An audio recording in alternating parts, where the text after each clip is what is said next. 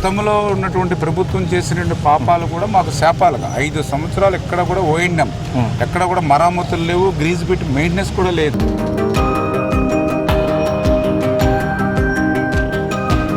అందులోనూ కూడా ఆర్థికంగా వెంటిలేటర్ మీద ఉన్నటువంటి ఆర్థిక పరిస్థితి మాకు వారసత్వం ఇచ్చారు. 24 గంటల్లో క్లియర్ చేయకపోతే ఈ ఏజెన్సీ ఎవరైనా సరే పోలీస్ స్టేషన్ పిలిపించి అరెస్ట్ చేయవలసి ఉంటుంది.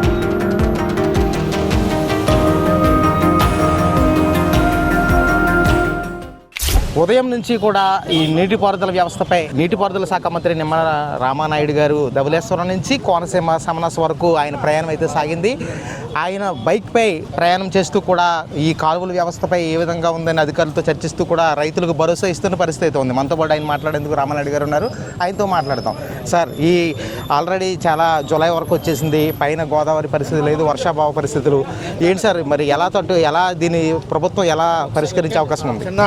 మీరు చెప్పినట్లుగా సూపర్ వెళ్ళినవో ఎక్కడ చూసినా కూడా భూగర్భ జలాలు అడుగట్టడం, బేటలు తీసినటువంటి భూములు, దాహార్తికి నీళ్లు ఎట్లా ఇవ్వాలనేటువంటి ఆలోచనతో ఉన్నటువంటి రోజుల్లో మన గోదావరి డెల్టా 70 సంవత్సరాల చరిత్రలో 10,000, 15,000 జూన్ నెలలో రావడం ఇదే మొదటిసారని ఇరిగేషన్ అధికారులు కూడా చెప్తున్నటువంటి పరిస్థితి. ఈరోజు సీలేరు నుంచి కూడా మేము నీళ్లు తీసుకుంటాం. జనరల్గా సీలేరు నుంచి అంటే మార్చి, ఏప్రిల్ రబీ టైంలో తీసుకునేటువంటి పరిస్థితి నుంచి ఈరోజు ఖరీఫ్ ప్రారంభం ఉంది తీసుకుంటున్నామంటే పరిస్థితులు ఎట్లా ఉన్నాయనేది మీ అందరికీ అర్థమవుతున్నటువంటి పరిస్థితి. ఇటువంటి స్థితిలో ఇటువంటి సంక్షోభం వచ్చినప్పుడు, ఇటువంటి కష్టం ఉన్నప్పుడు ప్రజల్ని ఆదుకోవడంలో చంద్రబాబు నాయుడు గారు ఆయనకు ఉన్నటువంటి అనుభవం. ఇటువంటి సమయంలో మనము ఆఫీసుల్లోనూ, ఏసీ రూమ్లోనూ, ఏసీ కారులోనూ కాదు, ప్రజల దగ్గరికి పోవాలి, కాలగొట్ల మీద పోవాలి, లాకుల దగ్గరికి పోవాలి, చాలా దగ్గరికి పోవాలి. ప్రతి నీటి బొట్టుని కూడా పొదుపు చేసుకుని ఆఖరి ఎకరం వరకు తీసుకెళ్లేటువంటి విధానంలో ప్రజాప్రతినిధులు ఇరిగేషన్, అగ్రికల్చర్, రెవెన్యూ సమన్వయం చేసుకోవాలి అనేటువంటి ఆలోచనలో భాగంగానే ఈరోజు నేను ధవళేశ్వరం హెడ్ స్లూయిస్ దగ్గర నుంచి లొల్లలాకులు, కొత్తపేట, పీగన్నవరం, అమలాపురం, ఇప్పుడు మళ్ళీ ముమ్మడివరం, ఇట్లా దగ్గర 60-70 కిలోమీటర్లు ఇన్స్పెక్షన్ చేసుకుంటూ ఎంత నీటి మట్టం ఉండాలి, ఇప్పుడు ఎంత నీటి మట్టం ఉంది, రీడింగ్ ఎంత తక్కువ ఉంది, ఏ రకంగా పరిస్థితుల వల్ల కాలం వెంబడి ఓఎండ్ఎం వర్క్స్ ఎక్కడ చేశారు, ఎక్కడ చేయలేదు. ఎందుకంటే వాటర్ మనకు ఫుల్ ఫ్లెడ్జ్డ్గా ఉన్నప్పుడు, వర్షాలు సమృద్ధిగా ఉన్నప్పుడు ఇంత డెప్త్కి మైక్రో లెవెల్లోకి వెళ్ళవలసిన పని లేదు. ఇప్పుడున్నటువంటి పరిస్థితుల్లో మైక్రో లెవెల్లో ప్రతి ఒక్కరూ కూడా పనిచేయాలి. ఆ స్ఫూర్తిని నింపాలి. ఉన్నటువంటి వాస్తవ పరిస్థితులను దృష్టిలో పెట్టుకుని వాళ్ళకు కూడా సజెషన్స్ ఇవ్వాలి. ఉదాహరణకి ఈరోజు నేను రావడం జరిగింది. నిజంగా కాలువ వెంబడి చూసాం, వాస్తవే చెప్పుకోవాలి, ఇంకా ఓఎండ్ఎం వర్క్స్ని ఫుల్ ఫ్లెడ్జ్డ్గా ఇక్కడ చేపట్టినట్టుగా నాకు కనిపించాలి. అదే నేను ఇప్పుడు కలెక్టర్ గారి దృష్టికి, ఆర్డీఓల దృష్టికి, మా ఇరిగేషన్ అధికారులు కూడా నిలదీయడం జరిగింది. అదేవిధంగా ఇప్పుడే మనం చూసాను, నేను ముక్కామల డౌన్లో ఏదైతే నేషనల్ హైవేకి సంబంధించి సీసీ వాల్ నిర్మాణం చేసి ఇప్పుడు కన్స్ట్రక్షన్ అంటే వాళ్ళు క్లోజింగ్ పీరియడ్లో చేసుకోవాలి. మేము ఏప్రిల్ 20 నుంచి మే 30 తారీఖు 40 days క్లోజింగ్. ఆ క్లోజింగ్ పీరియడ్లో మానేసి కాలువలు ఇచ్చిన తర్వాత వాళ్ళు మొదలుపెట్టి ఈ రోజు కూడా పనులు పూర్తి చేయకుండా ఆ మట్టంతా తవ్వి కాలువలు పూర్తి చేస్తే రైతు ఏమైపోతాడు కింద.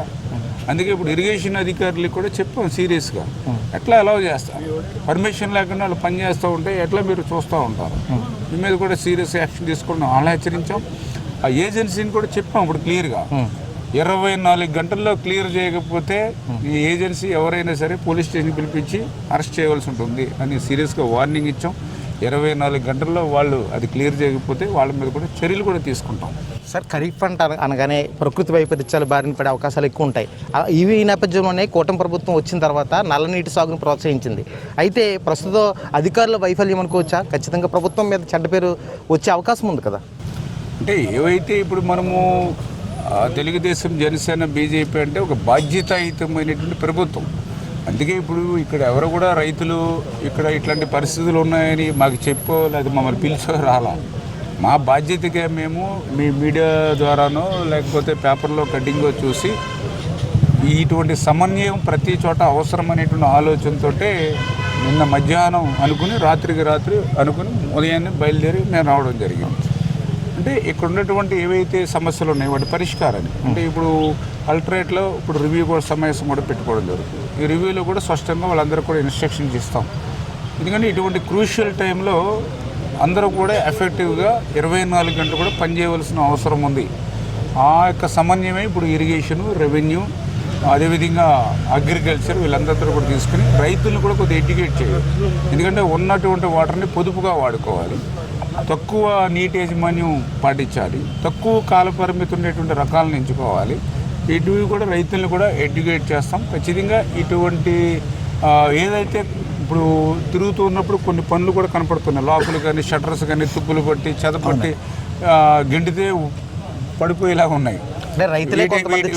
అందుకనే వీటన్నిటి కూడా శాశ్వత పరిష్కారం కోసం కూడా ఒక మోడరేషన్ వర్క్స్ కూడా శ్రీకారం చుడుతూ ఉన్నాం. చంద్రబాబు నాయుడు గారు 36 ప్రాజెక్టులు ఆయన ప్రాధాన్యత తీసుకున్నారు ఈ 3 ఇయర్స్లో.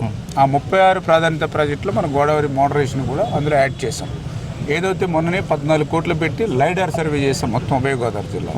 అంటే ఖచ్చితంగా ధవళేశ్వరం గేట్ల దగ్గర నుంచి ఈ యొక్క నీరు కాలువలు, డ్రైన్లు ఏదైతే సముద్రంలో కలిసేంత వరకు, అంటే అక్కడ గేట్ల దగ్గర నుంచి ఇక్కడ డ్రెడ్జింగ్ వరకు ఏ కెనాల్స్ ఏ లైన్లో ఉండాలి, ఎంత డీసిల్టింగ్ తీయాలి, ఎక్కడ లాకులు షట్టర్ మరామతి అన్నీ కూడా A to Z వర్క్స్ అన్నీ కూడా ఆ గోదావరి మోడరేషన్లో చేసి ఒక శాశ్వతమైన పరిష్కారం ఇస్తామని చెప్పి మీ ద్వారా తెలియజేసుకుంటూ, గతంలో ఉన్నటువంటి ప్రభుత్వం చేసినటువంటి పాపాలు కూడా మాకు శాపాలుగా 5 సంవత్సరాలు ఎక్కడ కూడా ఓఎండం, ఎక్కడ కూడా మరామతులు లేవు, గ్రీజ్ పెట్టి మెయింటెనెన్స్ కూడా లేదు. ఈరోజే మేము 396 కోట్లు ఇచ్చాము ఈ సంవత్సరం ఓఎండం కోసం. అయితే ఇప్పుడు ఒక్కొక్క పని అంటే ఒక్కసారిగా 5 సంవత్సరాల ఏదైతే పనుల్ని ఒక్క రోజులోనూ ఒక్క సంవత్సరంలోనూ మేము మార్చేస్తామని చెప్పట్లేదు. అందులోనూ కూడా ఆర్థికంగా వెంటిలేటర్ మీద ఉన్నటువంటి ఆర్థిక పరిస్థితి మాకు వారసత్వం ఇచ్చారు. వీటన్నిటిని కూడా అధిగమించి ఖచ్చితంగా మా యొక్క రైతు సంఘ ఎవరైతే ప్రతినిధులు ఉన్నారో వాళ్ళందరినీ కూడా సమన్వయం చేసుకుని ఈ భవిష్యత్తులో ఈ యొక్క నీటి కష్టాలను తగ్గించేటువంటి విధంగా రైతుల్ని ఎడ్యుకేట్ చేసే విధంగా ఉన్న నీటిని సద్వినియోగం చేసే విధంగా ప్రయత్నం చేస్తాం. మీరు కూడా మీడియా అందరూ కూడా కోఆపరేట్ చేయాలి. Thank you sir. Thank you.